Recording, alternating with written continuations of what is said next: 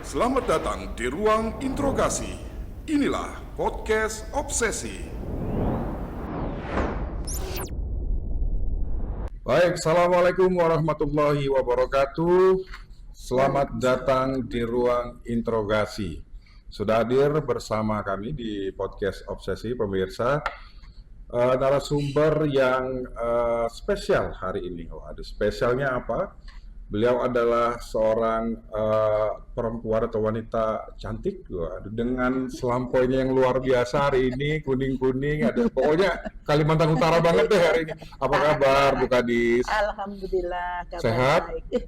Hari ini kelihatan menarik banget pakai ini khas Tidung ya Bu? Iya, betul. Selampoi namanya. Nah ini kita pasti masyarakat Tarakan sudah nggak asing lagi. Ini UMKM Bu ya? Iya, UMKM ini, UMKM dan ini motifnya motif kujo atau motif pakis. Motif pakis. Iya, motif pakis. Ya, ini motifnya motif ini ya Tarakan, khas betul ya, dari Tarakan banget gitu ya. Dan ini sudah mulai bisa didapatkan di mana-mana di ya, Bu ya. Betul. Jadi misalnya ada yang tertarik biasanya wanita-wanita kan biasanya hal yang kayak gini jadi kelihatan lebih menarik gitu. Hari ini kelihatan menambah kecantikan gitu ya. Memperkenalkan ini budaya lokal juga kan. Sama ini industri kreatif dari UMKM Kota Tarakan. Dan yang luar biasanya kalau sekarang hal seperti ini sudah tidak dianggap sesuatu yang kuno atau ketinggalan zaman Bu ya, karena memang sudah mulai disentuh dengan modernisasi gitu, modern banget gitu. Desainnya, kemudian bahan dan lain sebagainya juga diperhitungkan dengan tepat supaya memang ini itu tadi menambah penampilan kita untuk menjadi lebih baik lagi begitu. Kan macam-macam kan Mas, kalau yang bapak-bapak itu singal. Betul, sekarang singal bisa dengan di mana saja sudah mulai kalau yang ibu-ibu untuk yang Tarakan ini selampoi ini. Iya. Biasanya kalau dulu kita sempat melihat ada shawl dan lain-lain sebagainya, bisa diganti dengan selampoi yang khas banget dari daerah Tidung, dari suku Tidung, dan ini tidak mengurangi penampilan kita, justru menambah penampilan kita menjadi semakin menarik. Terima kasih hari ini sudah memperkenalkan kembali Ibu Kadis ke pemirsa podcast Obsesi, dan mudah-mudahan ini juga akan menambah referensi Anda bahwa ternyata dipakai Bu Kadis cantik loh, gitu, elegan gitu. Untuk semua pakaian ini. Iya, semua pakaian, semua kegiatan. Karena saya juga tanya nih kepada UMKM yang ini, bolehkah ini apakah harus ada acara tertentu saja? Tidak, boleh aja ini Bu, ini untuk menambah penampilan itu tadi ya. Baik Bu Kadis, terima kasih. Hari ini kita akan banyak sekali ngobrol-ngobrol karena sekali lagi sebagai kepala dinas di DKISP tentunya banyak hal nanti kita akan bicarakan terkait dengan dinas terkait begitu. Iya. Baik, tapi sebelumnya kita juga ada satu pengumuman penting di sini. Nah, ada tekan 112 informasi layanan darurat. Ini apa, Mas? Ini adalah salah satu program prioritasnya Bapak Wali Kota, pimpinan daerah dengan Bapak Wakil Wali Kota, dan ini sudah yang periode kedua. Nah, jadi kita di Tarakan ini punya namanya UPTD Tarakan Command Center. Salah satu kegiatannya adalah layanan darurat ini 112. Jadi di sini bisa menjadi pusat kendali, bisa dia layanan yang langsung. Kalau pusat kendali apapun kedaruratan dari masyarakat nih, misalkan ada kadang ada mungkin binatang yang di dalam rumah yang membahayakan, itu ketika memang tidak bisa mengusir sendiri, bisa ini tekan 112 kemudian extension 0. Nah, nanti akan informasi itu disampaikan. Tergantung kalau misalkan ada kebakaran, itu informasi ke 112 nanti oleh operator disampaikan ke pemadam. Nah, ada juga yang layanan langsung ini Mas. Jadi kita juga layanan langsung itu berupa ambulan pasien dan mobil jenazah, dan itu gratis. Insya Allah nanti kita ada 2 posko yang untuk Tarakan Utara dan untuk yang di sini. Jadi masyarakat yang membutuhkan ambulan atau mungkin di situ melihat sebuah kecelakaan, ada yang korban yang harus dibawa ke ini bisa menghubungi 112. Kami juga ada layanannya, juga ada unitnya. Ketika unit yang di kami karena memang masih terbatas itu kebetulan sedang melakukan layanan keluar, kita juga akan menghubungkan ke rumah sakit atau puskesmas yang terdekat situ. Baik. Jadi kita selain pusat kendali, kita juga ini ada layanan. Pusat kendali ini tadi Tarakan Command Center. Iya, ada lagi selain yang ini yang layanan kamera CCTV, dan ini memang banyak diperlukan oleh masyarakat, terutama oleh pihak-pihak tertentu, pihak kepolisian ketika di situ terjadi satu kejadian kriminalitas itu biasanya ditelusuri lewat CCTV itu. Dan ini tersebar memang di seluruh penjuru Kota Tarakan ya Bu ya? Walaupun belum sangat merata. Ini sekarang ini sudah di posisi 29 titik. 29 CCTV, titik. Kebanyakan memang di fasilitas-fasilitas publik tentunya. Iya, betul. Karena melihat pergerakan dari istilahnya yang dari proses atau oknum-oknum yang ini. Iya, jadi nanti kita memang sudah di mapping sedemikian rupa, meskipun 29 mungkin belum ideal ya Bu ya. Ini akan terus berprogres programnya betul.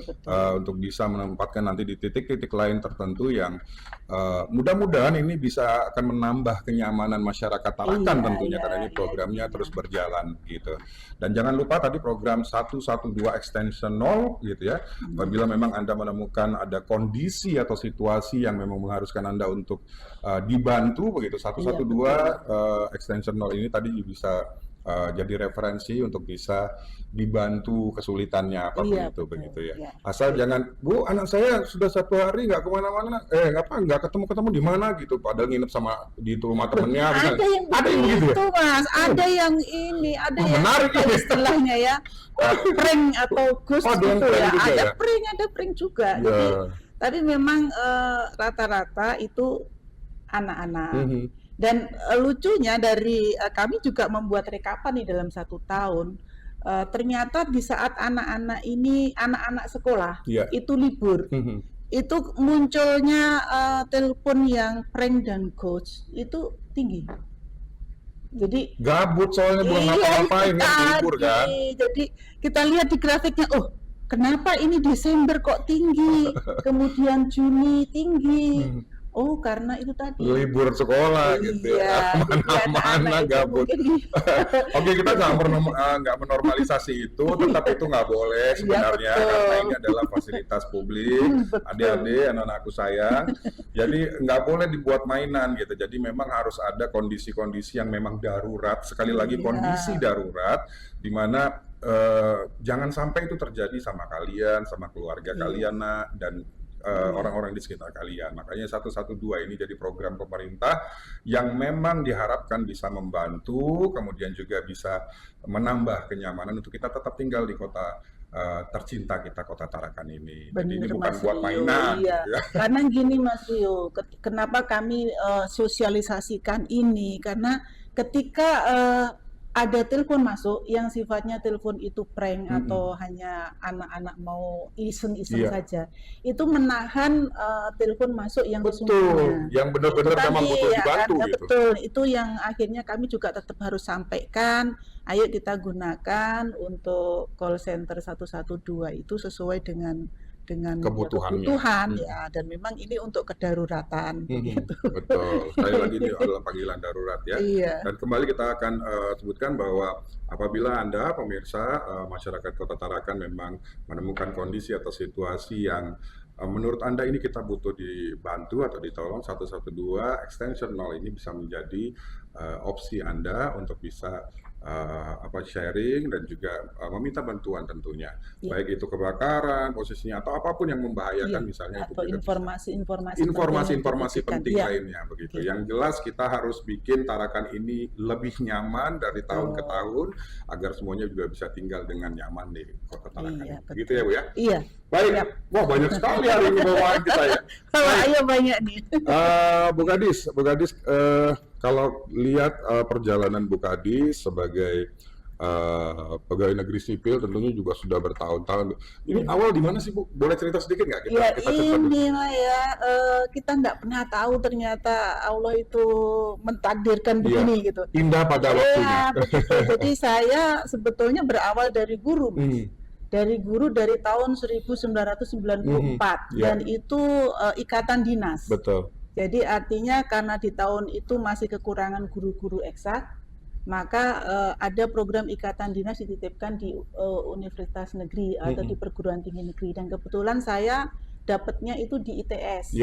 Di institut, sebetulnya ya, Institut Teknologi Surabaya. 10 November Surabaya. Di situ memang program yang ikatan dinas untuk matematika, dan ditempatkannya memang di seluruh Indonesia. Nah, karena itu kebetulan saya ditempatkan di Tarakan, dan lebih tepatnya di SMP 3 Tarakan. Itu. Jadi guru matematika? Ya, guru matematika. Killer nggak Bu dulu waktu jadi guru? Karena ini kan matematika ini kan pelajaran yang sebenarnya jadi agak ngeri gitu, agak serem gitu, karena tidak semuanya anak-anak kita tuh seneng sama pelajaran matematika gitu. Jadi kebanyakan ada yang suka bolos, ada yang suka ya macam-macam lah untuk menghindari ada pelajaran matematika, dan itu pasti terjadi Bu ya, di mana-mana rasanya, dan murid-murid Ibu dulu juga pasti ada yang begitu dong. Kalau sekarang ini Mas, jadi murid-murid, karena dari tahun 94 ya, murid-murid itu ada yang sudah jadi teman kerja, jadi sesama guru. Bahkan sekarang saya di DKISP itu banyak yang mantan murid saya ternyata ada di situ. Ada yang di TCC ada yang di DKISP ada. Kalau ketemu gimana Bu? Ingat nggak dulu kamu jeblok banget nilai matematikanya gitu nggak Bu? Atau dia masih ingat sosok seorang Bu Enda waktu bagaimana mengajarnya, enak atau tidak, gimana gitu, cerita-cerita gitu? Rata-rata kalau anak-anak kan mengingat sesuai dengan versinya mereka ya, kejadian istimewa yang di mereka. Kalau saya pun juga mengingat itu rata-rata ketika ada kejadian istimewa, tetapi biasanya ketika ini ketemu dengan mantan murid. Ini entah wajah, entah nama itu selalu lupa ya. Ada ingat, ada lupa begitu. Tapi biasanya saya pastikan dulu, ini dulu SMP 3 kah ini kan, atau karena saya pernah beberapa kali mutasi kan, tidak hanya SMP 3, pernah ke SMP 10, pernah ke SMP 5, pernah ke SMP 1, ke SMP 4, itu saya tanyakan alumni mana. Jadi ada kenangan tersendiri. Senang bisa ketemu dengan alumni-alumni yang sekarang sudah dewasa, itu senang. Ya akhirnya sedikit banyak tentunya Ibu juga waktu itu sebagai guru juga mewarnai kehidupan sekolah mereka, ya kan, sampai akhirnya jadi orang, ya kan, jadi sampai akhir ini apapun aktivitasnya tentunya juga masa-masa sekolah itu kan nggak bisa dilupain Bu. SMP, SMA itu kan masa-masa kenakalan kecil waktu kita remaja begitu. Jadi memang selalu menarik untuk dibicarakan, dan apalagi kalau kita ketemu sama mantan guru kita tuh rasanya kayak kangennya gimana gitu, luar biasa, dan cerita-cerita tentang memori masa sekolah itu kan luar biasa dan tidak bisa dilupakan begitu Ibu ya. Jadi sekarang masih, kalau dulu kan saya rasa pasti Ibu juga ikut waktu jadi guru belajar juga dong matematika. Oh iya, jelas. Nah kalau sekarang gimana Bu? Sekarang udah nggak matematika lagi kah? Ilmu itu berkembang ya. Ilmu berkembang, dan bagi saya membuat mindset berpikir saya bahwa saya adalah seorang pembelajar. Artinya saya tidak boleh berhenti pada titik itu. Ketika saya menjadi kepala sekolah, ya maka saya harus belajar tentang manajemen sekolah. Bagaimana mengelola keuangan, mengelola teman-teman guru dan staf. Nah, ketika saya di Dinas Pendidikan, saya juga belajar lagi bagaimana manajemen yang di dinas itu ternyata memang agak sedikit berbeda dengan yang di sekolah. Betul. Sekarang ada dunia baru ya, di DKISP saya juga belajar lagi. Dan itu bagi saya, karena saya sudah membuat dalam pikiran saya adalah seorang pembelajar, maka bertanyanya tidak harus sungkan, tidak harus bertanya kepada yang lebih muda, ayo, bertanya kepada staf, ayo, karena memang kita ingin belajar, ingin tahu. Ini berarti soul atau jiwa eksaknya itu masih ada ya, orang-orang eksak itu kan begitu, nggak pakai ngaling-ngaling, pokoknya straight to the point gitu. Bahasa matematika yang selalu saya sampaikan itu sistematika matematika, jadi selalu apa masalahnya, kemudian apa yang ditanya, kemudian rumusannya apa, kesimpulannya apa. Luar biasa. Jadi memang masih ada pakai rumus-rumus ya. Apapun bidangnya atau dunianya. Jadi ya, dunia guru dulu. Selalu ada sistematiknya. Dia tidak bisa langsung lompat ini tidak bisa. Sebuah permasalahan kan harus dianalisis. Harus pelan-pelan, begitu diurutkan, terus rumusnya mana yang dipakai, kemudian baru bisa keluar outputnya. Dan itu biasanya juga caranya berbeda-beda. Rumusnya satu, tapi cara menyelesaikan solusinya itu juga pasti berbeda-beda. Luar biasa. Jadi semakin menambah referensi ilmu ya Bu ya. Sekarang sudah di DKISP tentunya juga semakin berkembang ilmu tadi, latar belakang pendidikannya juga jadi semakin berubah begitu, dan masih tetap kepake kok Bu ya. Iya. Karena kalau manajemen kan basicnya sama ya Mas ya. Plan, organizing, actuating, kemudian control. Dan itu dimanapun ternyata sama. Walaupun kontennya atau isinya berbeda sesuai dengan di mana itu. Jadi manajemen tetap pada prinsipnya sama. Tetap pada prinsipnya sama. Tetap harus ada perencanaan. Kalau nggak ada perencanaan nggak bisa. Iya, tidak akan tersistematis juga begitu. Baik, Ibu juga kan dikenal Ibu Enda Salastiningsih ini juga dikenal sebagai guru senior, akhirnya makanya punya sebuah wadah besar PGRI dan Ibu jadi pentolannya ya Bu ya. Itu dari tahun berapa tuh Bu? PGRI itu ini periode kedua saya. Jadi 2020 teman-teman itu meminta, Bu, ini Ibu mohon kesediaannya jadi ketua PGRI. Oke, akhirnya sesuai dengan mekanisme harus ada konferensi PGRI kota dan pemilihan segala macam. Teman-teman aklamasi memilih saya di 2020 sampai 2025. Nah, sebetulnya di saat itu saya sudah sampaikan kepada beberapa teman, ayo cari kader siapa yang untuk penerus ketua PGRI. Nah, karena memang PGRI ini luas Mas, dan yang dirangkul itu banyak ini dalam artian guru ini jenjangnya banyak. Ada guru yang di PAUD, ada yang di sekolah dasar, ada yang di SMP, ada yang di SMA, bahkan dosen. Ada juga yang pendidikan luar sekolah, yang PKBM. Kemudian kita terbagi segmennya itu ada beberapa, misalnya ada yang di bawah kewenangan provinsi, seperti teman-teman yang di SMA, SMK, SLB. Ada yang di bawah Kementerian Agama, Madrasah, dari RA, kemudian MI, MTS, MA. Kemudian ada yang di bawah pemerintah kota. Nah, regulasi dari setiap kewenangan ini kan berbeda-beda.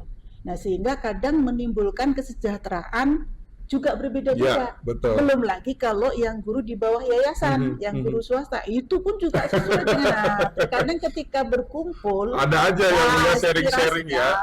Curhat-curhat corongan juga pasti banyak ya Bu ya. Curhat nangis ada, curhat marah ada. Dan saya melihat memang sosok Bu Enda kan orangnya kan kalem, terus kemudian juga selain senior ya tadi, tentunya juga jadi emak-emaknya para guru gitu yang selalu mendengarkan keluhan-keluhan mereka.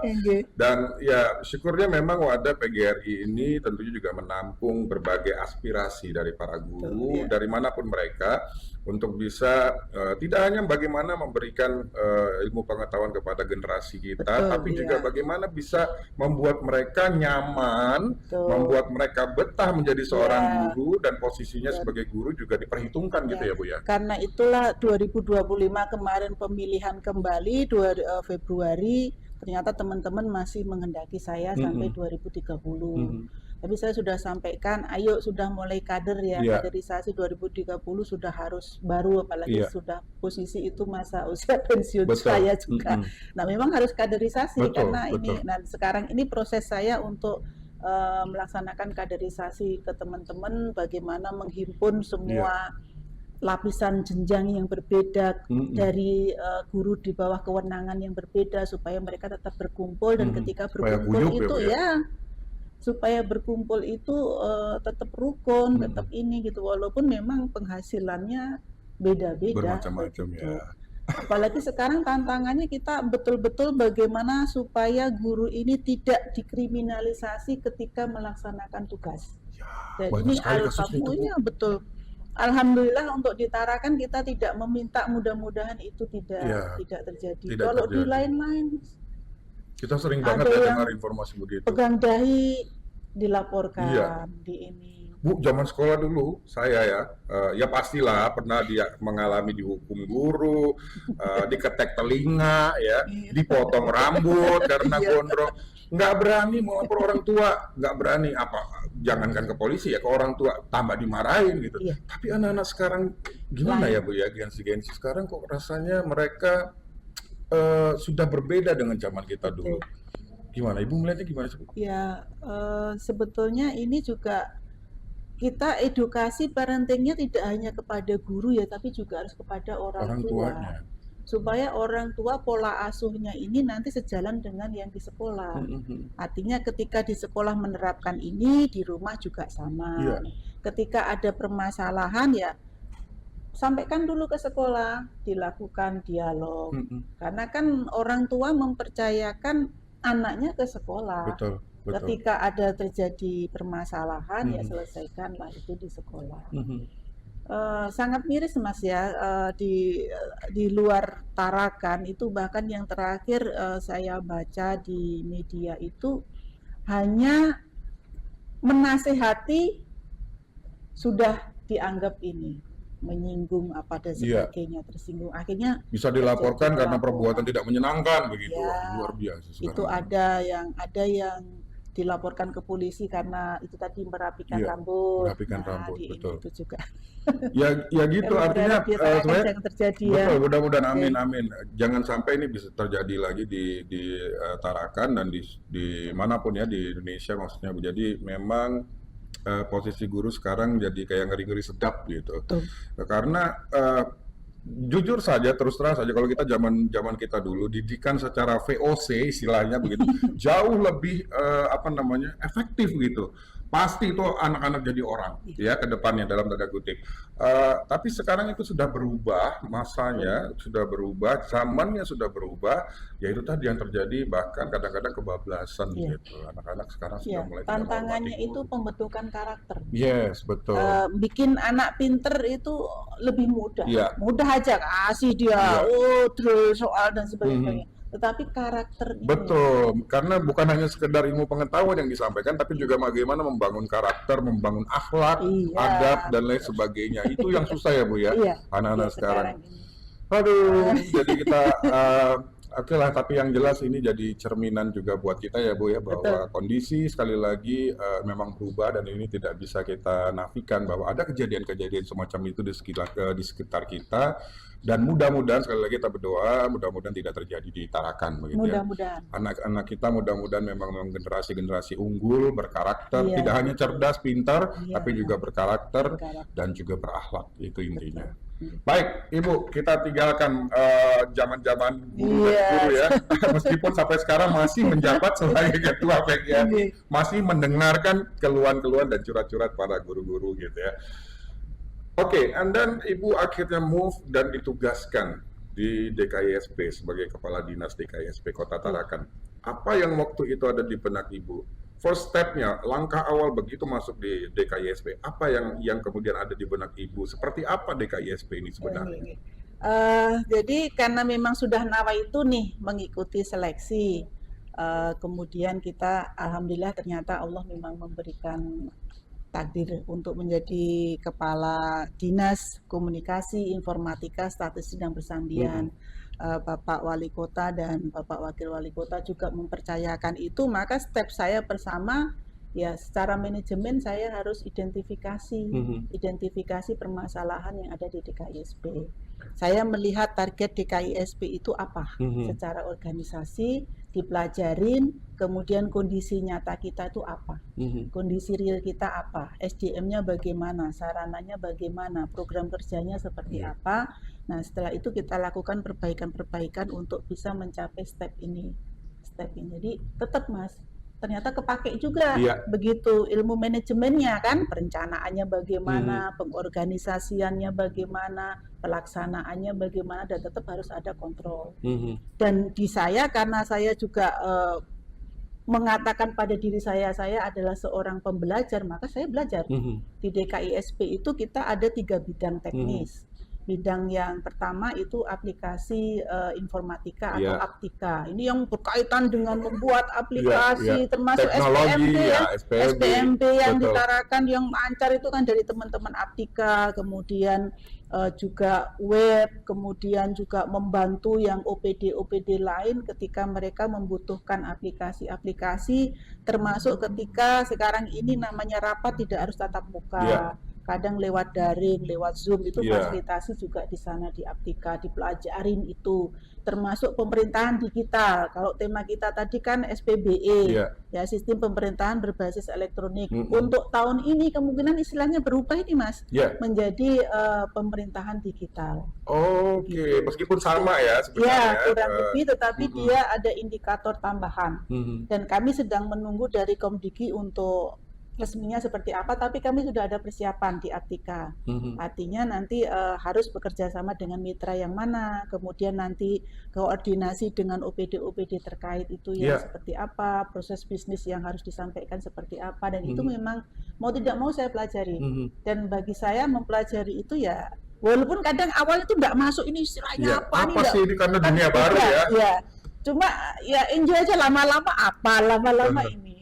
Itu bidang yang pertama. Yang kedua yang bidang IKP. Nah, ini IKP yang sering komunikasi nih dengan teman-teman yang di media kan. Dan IKP ini posisinya adalah informasi komunikasi publik. Jadi yang ditangani banyak Mas. Jadi ada media luar ruang yang konvensional kayak baliho, kemudian penataan nih, baliho, spanduk, bagaimana menara-menara yang pemancar itu juga bagian dari IKP. Dan ternyata lumayan banyak banget belajar lagi ya Bu ya. Belum lagi media yang videotron, running text, walaupun untuk tarakan memang sudah kondisi harus diperbaiki. Kemudian ada media yang ini yang online. Online ini ada yang visual dan ada yang cetak. Betul. Itu banyak banget ditarakan Ibu. Khusus tarakan saja banyak banget. Ditambah lagi nanti layanan untuk PPID. PPID itu permintaan informasi. Jadi sekarang masyarakat kalau ingin meminta informasi apa aja itu bisa melalui PPID. Lihat websitenya. Nah, kalau sebaliknya kalau dia mau ngadu nih, ini kok yang di tempat ini kok pelayanannya kurang baik atau bagaimana, bisa pakai SP4N lapor. Oke, SP4 N-lapor atau bahasanya span lapor. Lapor. Artinya masyarakat bisa lewat websitenya, klik, tinggal apa yang dikeluhkan. Mungkin masalah sampah atau masalah MBG. Yang terakhir ini kemarin ada masalah MBG. Nah, ini nanti akan kita teruskan kepada yang memang menangani, dan itu ada durasi waktunya. Harus terselesaikan maksimal kurang lebih 60 hari. Dari keluhan-keluhan yang itu yang ada, kemudian di inventarisir dulu, kemudian harus disolusi. Harus 60 hari. 60 hari waktunya. Kerja.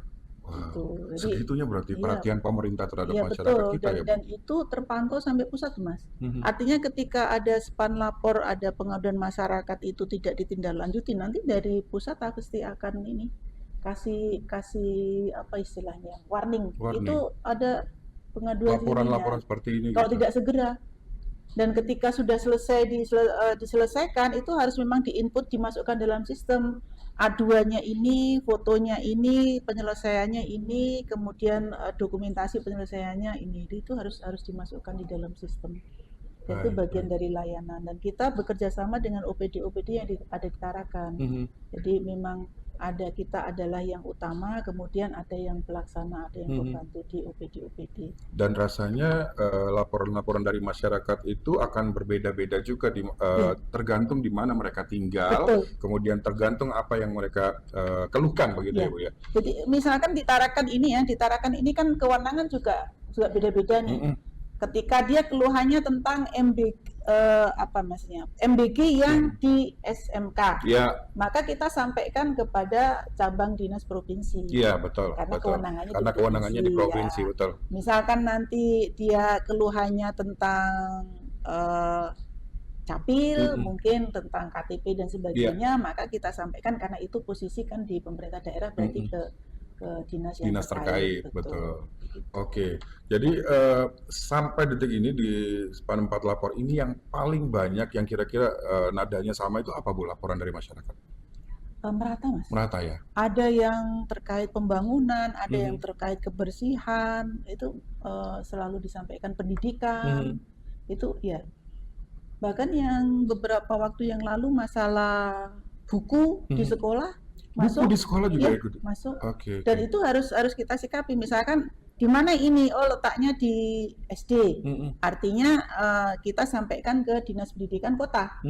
Untuk itu diselesaikan. Nah, setelah diselesaikan harus didokumentasikan, kemudian kita masukkan di dalam sistem. Nah, kita di KISP adalah membantu untuk nanti menginput, misalkan yang dari sudah diselesaikan, sudah dokumentasinya ini, nanti kita bantu untuk menginputnya.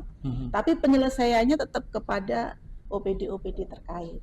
Gitu. Luar biasa, ini berarti ranahnya besar banget ya, artinya ini nasional banyak sekali bidangnya di melayani masyarakat. Masih ada satu lagi yang statistik persandian. Ya, nah ini lagi statistik persandian ini kan salah satunya ini pencetakan data nih yang kayak seperti ini. Jadi ini data sektoral, biasanya yang memerlukan data-data seperti ini ya pasti akademisi ya, mahasiswa, akademisi, peneliti. Nah, maka setiap tahun kita harus mengeluarkan ini dari statistik. Baik, Bu Kadis, nanya dong, kalau di persandian ini apa sih sebenarnya? Kalau persandian dia memang relatif baru ya bergabungnya. Dan dia lebih kepada pengamanan implementasi dari digitalisasi pemerintah dalam bentuk penggunaan akun, password, akun username itu harus betul-betul tertib. Dan kalau sekarang di pemerintah kita mengimplementasikan TTE, jadi dengan aplikasi Srikandi yang dari pusat, tetapi itu posisinya ada di persandian. Jadi dia mensosialisasikan bagaimana cara menggunakan Srikandi, bagaimana supaya akun mereka itu terjaga. Kemudian kita juga kalau pimpinan berarti dia tanda tangan elektronik itu juga di persandian. Pimpinan jadi sekian ini. Kalau di Tarakan alhamdulillah untuk sirkulasi Srikandi itu sudah sekitar 3010. Ya, persuratan-persuratannya ini, kemudian kalau untuk pemegang TTE-nya itu sudah sampai 1000-an. Iya, itu macam-macam tuh Mas, dari pimpinan daerah, wali kota, wakil wali, pokoknya yang memang dia mempunyai legalisasi untuk tanda tangan. Karena resiko pencatutan, kopas dan lain sebagainya pastinya cukup besar. Dan itu individu artinya harus dijaga pribadi ini. Betul. Pribadi, karena dia resmi itu seolah-olah kita yang tanda tangan. Nah, disitulah fungsinya persandian untuk menjaga itu. Baik, ini juga edukasi karena mungkin masih banyak masyarakat kita yang masih belum ngeh gitu. Di KISP ini persandian apa sih, morsel gitu atau semafor gitu. Ternyata bukan, karena kita memang zamannya sekarang sudah komputerisasi gitu, zamannya semakin modern begitu. Jadi termasuk juga media sosial, pengamanan, password dan lain sebagainya, itu juga juga menjadi ranah tanggung jawab dan tupoksi dari DKISP begitu. Jadi sekali lagi melayani masyarakat ini memang harus dari seluruh sendi-sendi kemasyarakatan, termasuk juga karena kita hidup di era komputerisasi, ya tentunya juga dunia media sosial ini menjadi sesuatu yang juga cukup penting begitu untuk dibuat lebih baik begitu ya Bu ya. Jadi itu memang di DKISP ini pelayanannya kan akhirnya dua nih. Kita memfasilitasi OPD perangkat daerah yang ada di pemerintah kota dan kita melayani masyarakat. Jadi ada yang memang arahnya kepada OPD tadi. Betul. Memang kita memfasilitasi apapun yang dibutuhkan oleh OPD. Ada juga yang memang langsung ke masyarakat. Langsung menyentuh ke masyarakat juga ada begitu Bu ya. Baik, nah Bu, ini cukup menarik kalau kita bicara masalah media sosial ini kan sudah menjamur ya Bu ya. Semuanya anak-anak bahkan sudah mulai pegang gadget begitu. Mereka juga sudah paham bagaimana menggunakan media sosial begitu. Tapi sayangnya banyak juga dari kita oknum-oknum masyarakat yang tidak menggunakan media sosial secara bijak gitu. Dan ini tentunya juga harus menjadi concern juga untuk DKISP untuk bisa memantau dan menertibkan itu begitu. Banyak sekali kasus-kasus di luar sana, Bu. Mohon maaf saya harus sebut banyak mungkin video-video tidak layak yang beredar, hoax ya, informasi-informasi hoax itu juga beredar di masyarakat dan rasanya itu tidak bisa kita nafikan juga terjadi di Tarakan ya Bu ya. Bagaimana DKISP menangani mensiasati hal tersebut? Baik. Ini sering sekali ditanyakan kepada kami. Jadi seolah-olah pemerintah itu punya hak untuk pemerintah daerah khususnya ya DKISP untuk menutup langsung, diblokir langsung, take down langsung. Nah, itu posisinya tidak di kami, Mas. Tidak di pemerintah daerah, tidak di kami, tetapi posisinya dia di pusat. Maka ketika terjadi berita hoax yang sebagainya, lebih kepada pengaduan. Pengaduan meskipun ini terjadinya lokal ya Bu, lokal di Tarakan. Dia bisa diadukan dan bahkan kalau media sosial yang sifatnya menyinggung individu per individu, maka ya dia bisa dilaporkan pelanggaran undang-undang ITE. Tentunya ke kepolisian ya Bu ya. Meskipun mungkin ada juga nanti yang mungkin misalnya juga melakukan pengaduan di kanal resmi DKISP, gitu. Bisa. Karena kan Span Lapor ini kan nasional, Mas. Ketika memang ini pengaduannya memang urusannya adalah urusan di pemerintah pusat, maka akan disampaikan. Nah, ketika semakin banyak yang mengadu bahwa ini medsos ini selalu ini kan pornografi begini. Nah, ketika banyak itu pasti dari pemerintah pusat, dari Komdiki atau dari Meta Indonesia yang akan mengeksekusi itu. Meskipun nanti dasarnya tapi memang dari laporan ke kita dari pengaduan kita, dari pengaduan. Jadi semakin banyak masyarakat mengadu tentang media sosial yang tidak sehat, itu sebetulnya salah satu upaya juga. Betul. Karena memang untuk di daerah kita tidak punya kewenangan untuk menutup atau memblok atau men-take down itu tidak ada begitu. Baik, dan ini kan semakin bahaya ya Bu ya kalau gadget ini tidak digunakan secara bijak. Yang kita takutkan tidak hanya orang-orang dewasa begitu, tapi anak-anak kita sekarang gitu. Betul. Ada sesuatu yang harus memang ditertibkan, tapi kadang-kadang kita luput akan hal itu karena memang dunia komputerisasi ini kan cukup luas banget, worldwide begitu. Jadi artinya banyak hal yang memang harus kita concern terhadapnya, termasuk juga bagaimana kita memberikan porsi gadget kepada anak-anak kita begitu Bu. Idealnya seperti apa sih Bu sebenarnya? Rasanya susah deh sekarang harus diatur waktunya. Kamu Sabtu Minggu aja ya pegang gadget, nggak bisa Bu, karena mereka juga sekolah menggunakan gadget begitu. Ini yang agak sulit Bu. Sebetulnya ini Mas sudah menjadi, karena kebetulan saya juga di Pokja PAUD pengurus Pokja PAUD. Pokja PAUD itu kelompok kerja untuk pendidikan anak usia dini, dan di sini membantu Ibu Wali Kota. Ibu Wali Kota adalah Bunda PAUD secara otomatis atau ex officio, beliau adalah Bunda PAUD. Di dalam melaksanakan tugasnya itu dibantu oleh kami yang di Pokja PAUD. Nah, Tarakan ini Mas, anak-anak usia dini berarti anak-anak yang ring usia antara 0 sampai 8. Ini ada tren kenaikan menjadi anak-anak yang istimewa atau berkebutuhan khusus. Dan Tarakan ini yang agak tren ini adalah angka autis. Angka kenaikan autisme anak, kemudian speed delay dan ADHD. Nah, ini karena kebetulan saya dulu sempat di bidang PAUD, datanya itu tidak turun, datanya selalu naik. Nah, karena kita mengambil data dan data ini seperti gunung es, yang ngaku itu sedikit, tapi yang di bawah itu yang cukup besar. Banyak yang orang tua belum mau mengakui itu. Nah, ini di tahun 2022 itu sekitar 27 anak itu yang muncul ya Mas. 1 tahun kemudian kita mengambil data lagi naik ke 79. 1 tahun lagi kita ngambil data itu menjadi 104. Itu anak-anak yang memang oleh orang tuanya diakui anak-anak istimewa berkebutuhan khusus, dan dia orang tuanya ini mau melakukan treatment, dibawa ke konselor, dibawa ke dokter anak. Sekarang bagaimana yang di bawah itu? Salah satunya adalah pola asuh. Pola asuh itu bagaimana memberikan gadget yang berlebihan untuk anak-anak di usia 0 sampai 2 tahun. Golden age kalau kita bilang ya Bu ya, Iya. usia-usia emasnya anak-anak begitu. Karena ternyata ketika anak-anak itu yang belum waktunya, dia hanya komunikasi satu arah dengan gadget begini, akhirnya dia antisosial, Mas. Jadi 3 ini rata-rata anak-anak yang antisosial. Dia komunikasi kurang, kemudian ini, nah itu sudah mulai tren itu naik. Karena itulah Pokja PAUD ini juga concern untuk yang ke arah sana, bagaimana memberikan edukasinya tidak hanya ke anak, ke orang tua juga.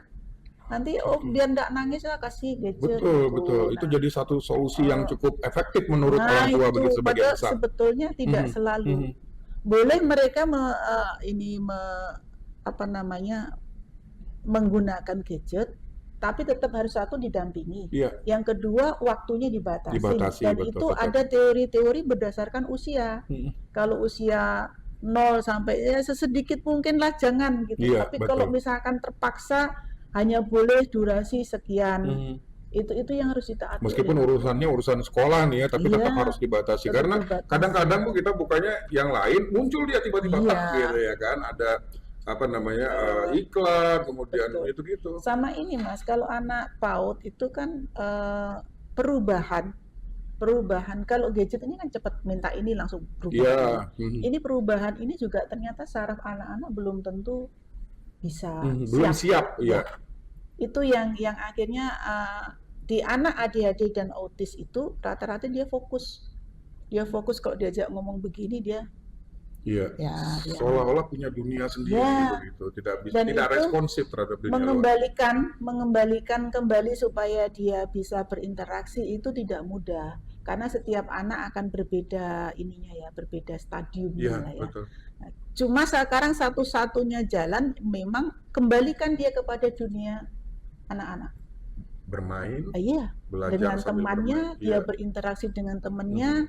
Ketika temannya duduk tenang, dia juga mengikuti duduk tenang. Nah, ini salah satu terapi, dan ini banyak testimoni dari beberapa orang tua, walaupun tidak sangat sembuh normal, tapi paling tidak mengurangi tingkat keaktifan, mengurangi tingkat emosionalnya yang tinggi, itu di sana. Baik, dan tentunya juga mengurangi ketergantungan dia terhadap gadget ini yang paling penting. Karena itu sekarang ini kita sampaikan kepada orang tua yang di Tarakan, apalagi di Tarakan tuh kesibukannya tinggi, tingkat polusinya juga tinggi, karena kan semakin banyak kendaraan itu juga makin padat ya Bu Tarakan sekarang. Sudah mulai macet, kalau dulu kan kota-kota besar aja gitu. Dan itu ternyata juga mempengaruhi anak-anak Pak. Secara mentally. Secara mentally dan secara kesehatan Karena kan kebersihan udaranya sudah tidak sama dengan kita dulu ya, zaman dulu.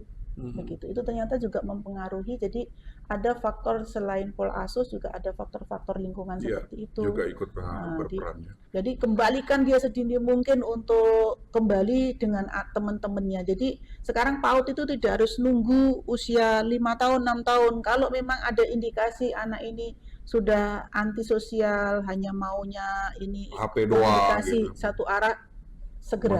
Walaupun dia 2 tahun kah ini. Kan sekarang banyak PAUD yang memang melayani anak-anak yang usia di bawah 5 tahun kan. Betul. Tergantung dari orang tuanya, tinggal milih yang di mana, di dekat sekolah boleh di ini. Kalau dulu zaman anak-anak kita, waktu di zaman kita dulu kan malah minta mau sekolah karena lihat anak-anak sekolah. Sekarang udah diam, anteng gitu ya, sambil pegang HP. Aduh, ini rasanya miris banget. Kalau dulu anak anteng di kamar aja itu aman. Sekarang ya khawatirnya berlebihan ya Bu. Ngapain ini anak gitu. Tahu-tahu tiba-tiba ngerakit bom lagi. Sama kematangan emosionalnya. Betul, kematangan emosional. Jadi ketika dia menghadapi masalah itu kecenderungannya cepat putus asa, cepat mau memutuskan untuk yang instan saja, melukai diri sendiri. Itu yang lebih bahaya. Melukai diri sendiri atau melukai orang lain. Itu yang salah satu secara psikologisnya memang harus disembuhkan. Betul. Wow, luar biasa kayaknya. Tapi kalau kita ngomong-ngomong atau berbincang di tentang kehidupan masyarakat kita di sekitar, seru ya Bu, yang nggak ada habis-habisnya, ada saja. Betul. Baik, dan ini juga ternyata menjadi tupoksi dari DKISP begitu, sedikit banyak begitu. Kan ya Bu, DKISP ini kan bidangnya banyak banget, informatika, kemudian juga termasuk persandian dan lain sebagainya begitu. Bagaimana Ibu Endah melihat ini, kendala apa yang menurut Ibu ini agak tough gitu, agak ini harus mendapat perhatian ekstra begitu? Baik, kalau untuk saya amati dan saya ini Mas ya, untuk yang di DKISP sendiri memang kita satu SDM kita yang memang kurang. Jadi hampir semua bidang itu kalau dilihat dari analisis jabatan memang kekurangan tenaga. Jumlahnya masih kurang. Ya, jumlah tenaganya itu masih kurang. Nah, di satu sisi kan kalau sekarang tidak boleh ada tenaga honor dan sebagainya, semua harus ikut regulasi rekrutmen yang dari Menpan bahwa harus tes CPNS, harus ini, dan itu memang mau tidak mau akhirnya tugas kan tidak mungkin tidak diselesaikan. Maka tugas yang tadinya untuk 2 orang ada yang harus dipegang satu orang aja. Seperti itu. Ini yang memang bagaimana dari saya sendiri harus bisa ngatur teman-teman, kasih motivasi walaupun kadang agak over sedikit lah kerjanya begitu kan, waktunya, kerjanya, itu juga pikirannya, karena kan permintaan yang harus dilayani dari OPD itu juga banyak tentunya begitu. Yang kedua adalah keterbatasan alat. Kita tahu bahwa alat-alat yang sifatnya elektronik, digital, itu dalam waktu bulan, dalam waktu berkembang terus, ada lagi yang baru teknologinya, sudah harus di-upgrade Bu, yang ini untuk mengupgrade ini kan kita juga memerlukan pendanaan. Betul. Dan cara kita untuk penetapan DPA ini kan memerlukan waktu. Betul. Sedangkan kecepatan dari upgrade-nya teknologi, aplikasi juga begitu. Betul, ya, termasuk aplikasi juga harus di-upgrade, harus ini, kalau enggak nanti dia tidak bisa ini. Itu juga menjadi salah satu yang harus kita selesaikan untuk di internal. Jadi bagaimana menyelaraskan antara perencanaan penganggaran dengan itu tadi, upgrade aplikasi, upgrade alat. Nah, meskipun dalam kondisi terbatas Bu ya. Meskipun dalam kondisi terbatas. Situasi terbatas itu rasanya juga semakin menambah semangat. Mudah-mudahan semakin menambah semangat kita. Muncul kreativitas lagi meskipun ya kita tahu bersama memang kondisi keuangan dimanapun, bidang apapun di negara kita ini saat ini masih memang dapat perhatian begitu concern, karena memang ya mau gimana lagi gitu kalau memang pendanaannya terbatas. Apa yang bisa dilakukan dengan pendanaan terbatas itu tadi dengan kemudian mengoptimalkan yang ada begitu.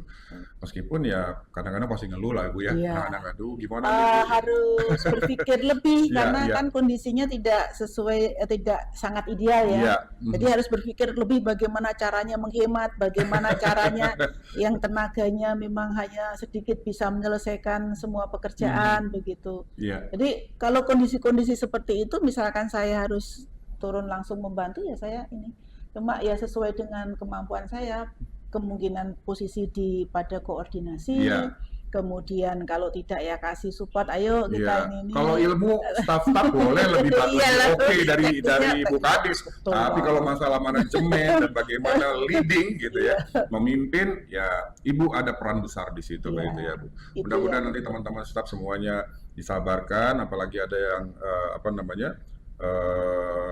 keterbatasan itu tadi bisa dioptimalkan dengan lebih baik, dapat semangat dan motivasi dari Kadisnya tentunya, dan ini terjadi juga di seluruh dinas-dinas atau OPD-OPD di Tarakan ya Bu ya. Baik, luar biasa Bu.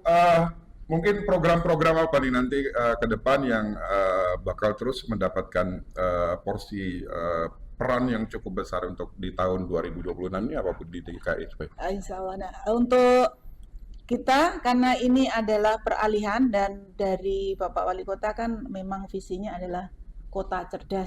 Titik-titik. Nah, kota cerdas itu adalah di kami untuk supaya memfasilitasi sehingga semua yang terkait dengan kota cerdas ini bisa berjalan. Artinya digitalisasi pemerintah itu bisa berjalan. Kemudian bagaimana data-data yang memang dibutuhkan oleh OPD atau masyarakat itu bisa kita siapkan.